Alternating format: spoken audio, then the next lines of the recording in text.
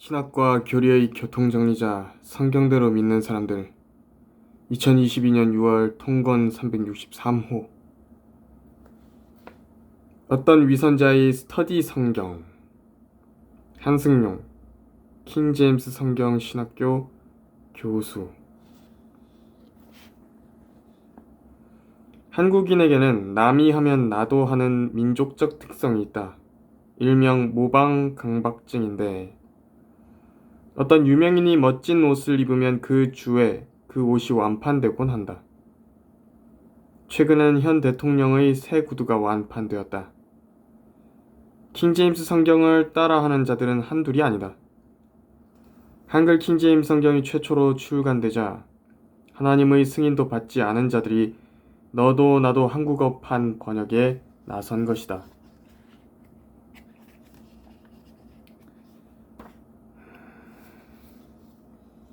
말씀 보존학회에서 하나님의 승인을 받아 한글 킹제임스 성경을 출간하자 자신도 따라하겠다며 흉내낸 자들에는 정동수, 킹제임스 흥정역, 박만수, 권희역 성경, 서달석, KJV 완역 한글판 성경전서, 이일배, 공인역, 강희종, 한국어 권희역 킹제임스 성경이 있는데 필자는 이들을 생각하면 이 나라에 등장한 자칭 재림예수들을 보는 것만 같아 안쓰럽기만 하다.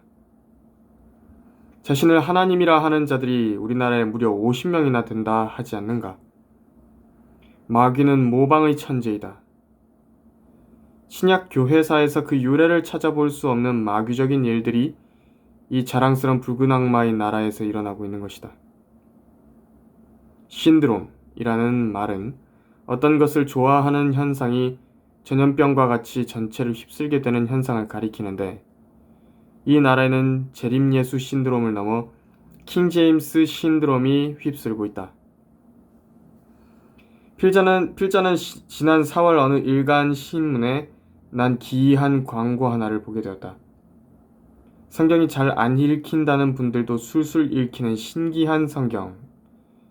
세계 최초로 각본화해 이해를 높이고 느낌을 살린 성경이라는 스터디 드라마 바이블에 관한 광고였다. 필자가 왜 이 책의 이름을 영어로 썼는가 하면 책의 이름이 영어로 표기되어 있기 때문이다. 한국어 이름인 스터디 드라마 바이블은 뭔가 부끄러운지 한쪽 귀퉁이에 콩알처럼 작게 써놓았다.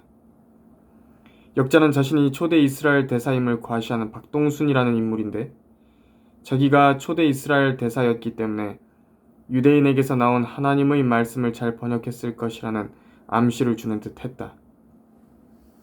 그러나 스터디 드라마 바이블 역시나 킹제임스 신드롬의 산물에 불과했다. 이는 그것이 킹제임스 버전을 기본으로 20여 권의 성경을 참조했다고 광고에 밝혔기 때문인데 알고 보니 우리가 아는 킹제임스 성경이 아닌 변개된 뉴 킹제임스 성경 버전 1982년 버전을 기본으로 하고 히브리어 원문과 20여 권의 기타 성경이라 불리는 조잡한 것들을 대조해가며 완약한 것이었다. 그런데 스터디 드라마 바이블이라 해서 그 속을 들춰보았더니 번역이 가관이 아니었다. 성경의 첫 책인 창세기 1장 3, 4절의 일부를 인용하면 다음과 같다. 해설자 하나님께서 말씀하셨다. 하나님, 빛이 있어라. 해설자, 그랬더니 빛이 있었다. 하나님께서 보시기에 빛이 좋았다. 하나님께서 빛을 어두움에서 분리하셨다. 또한 창세기 3장에서 죄지은 아담이 하나님과 나눈 대화는 다음과 같다. 여호와, 네가 어디 있느냐? 해설자, 남자가 대답했다. 남자, 내가 동산에서 하나님의 음성을 들었습니다. 그런데 내가 벌거벗은 것이 두려워서 숨었습니다. 과연 드라마 대본 수준이다. 성경을 드라마 대본으로 만들어 놓은 스터디 드라마 바이블. 이런 것이 과연 성경이란 말인가? 하나님께서 말씀을 그런 식으로 기록해 놓으셨던가? 모든 성경은 하나님의 영감으로 주어진 것으로 교리와 책망과 바로잡음과 의로 훈육하기에 유익하니 이는 하나님의 사람이 온전하게 되며 모든 선한 일에 철저히 구비되게 하려 함이니라. 디모데후서 3장 16, 17절 말씀. 하나님의 영감으로 기록된 성경은 그 1.1획도 모든 것이 이루어질 때까지 결코 없어지지 아니할 것이기에 그 단어들을 함부로 삭제하거나 첨가하거나 위치를 바꿔서는 안 된다.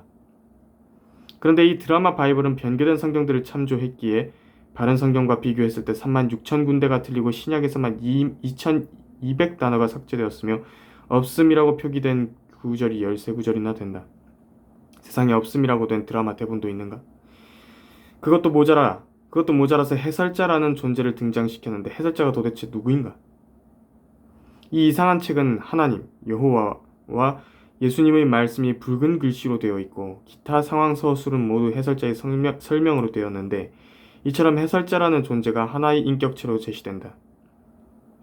성경이 기록되는 데 있어서 정체불명의 인물이 개입한 것으로 보이게 만드니 이 마지막 때에 참으로 별의별 성경을 다 보는 것이다. 스터디 바이블이라 해서 요한계시록을 펼쳐봤더니 그 12장에 관한 설명이 번역자의 혼미한 영적 상태를 드러냈다. 요한계시록 12장은 해로 옷 입고 달을 발 밑에 두며 머리에 12별이 있는 면류관을 쓴 여인 이스라엘을 12장 1절에서 용이 박해하는 내용을 다루고 있다. 여인은 그 모습이 창세기 37장에서 요셉의 꿈에 나타난 해와 달과 11개의 별들과 관련이 있는데 꿈의 해와 달과 11별들이 요셉, 나머지 한 별에게 경의를 표했다는 말에 아비 야곱은 네가 꾼 이 꿈이 무엇이냐? 나와 네 어미와 네 형제들이 참으로 가서 땅에 엎드려 너에게 절하겠느냐? 창세기 37장 10절이라고 해석했다. 해와 달과 12별은 야곱의 집안, 즉 곧 이스라엘을 뜻하는 것이다. 그렇다면 그 해와 달과 12별들과 관련된 여인은 이스라엘을 상징함이 분명하다. 그러나 스터디 드라마 바이블의 저자는 용은 사탄이며 이스라엘은 여인을 박해한다. 12장 13절이라고 설명했다. 신약 페이지 555페이지. 그는 이스라엘이 박해하는 여인을 교회라 했고 사탄이 그 여인을 핍박한다고 했는데 그렇게 되면 이스라엘이 사탄이 되고 교회가 사탄인 이스라엘에게 박해받는다는 해석이 되고 만다. 참으로 대단한 일고의 가치도 없는 신약 교회사에 둘도 없는 스터디 바이블이다.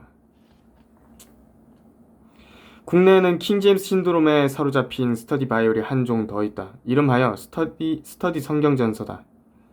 오랫동안 성경전서라는 이름으로 판매되어 온 한글 개역 성경을 연상시키는 그 성경은 킹제임스 흔적력 마제스티 에디션, 이 역시 작은 글씨체임으로 정동수에 의해 출간되었다. 킹제임스라는 이름 대신 성경전서라는 이름을 대문짝만하게 써놓음으로써 한국 교회의 교인들에게 매우 친숙한 성경전서의 이미지를 오버랩시켜 자기 성경을 거부감 없이 집어들게 하려는 판매 전략으로 보였다. 킹제임스라는 이름은 눈에 잘 띄지 않게 아래쪽에 작게 쓰고 성경전서라는 이름은 눈에 확 들어오게 위쪽에 크게 썼다는 것은 어떻게 해서든 한국 교회 안으로 편입해 들어가고자 하는 정동수의 얄팍하고 교묘하고 가련한 노력이 엿보이는 대목이 아닐 수 없다. 그런데 그의 스터디 성경 전서를 펼쳤을 때 놀라지 않을 수 없었다. 성경대로 믿는 사람들에게 너무도 친숙한 그림들이 그 책의 부록을 상당 부분 채우고 있었기 때문이다. 지금 보여드리고 있는 이 도표들인데